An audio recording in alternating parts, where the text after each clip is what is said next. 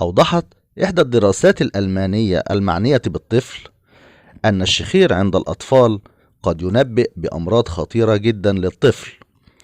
والشخير أثناء النوم يحدث لعدة أسباب نسردها معا في هذا الفيديو من كل جديد حول العالم.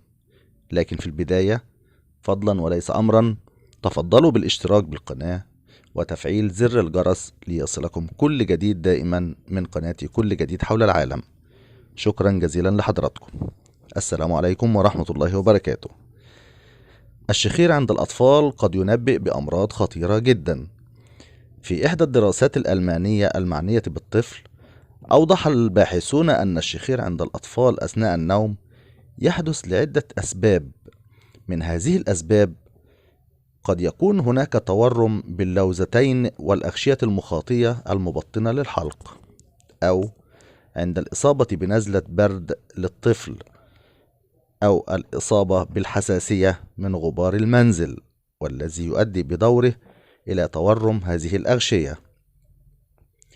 وقد ينبئ الشخير لدى الأطفال عن أمراض خطيرة جدا مثل انقطاع التنفس أثناء النوم، والذي قد يؤدي لا قدر الله إلى الوفاة.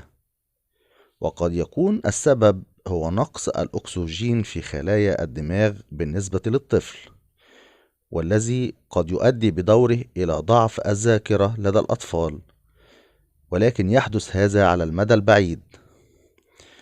وقد يحدث الشخير بسبب التهاب بلسان المزمار، الذي يؤدي التهابه إلى منع تدفق الهواء بسهولة ويسر إلى الرئتين، وقد ينتج عن تضخم اللحمية.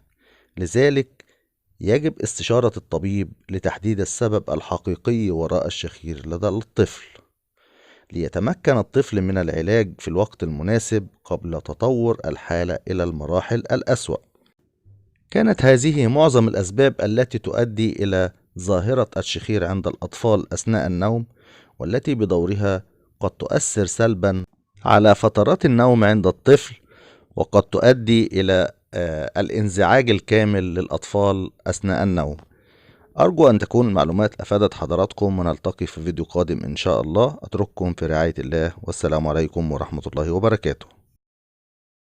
شكرا على المشاهدة، ولا تنسوا الإعجاب بالفيديو والاشتراك بالقناة.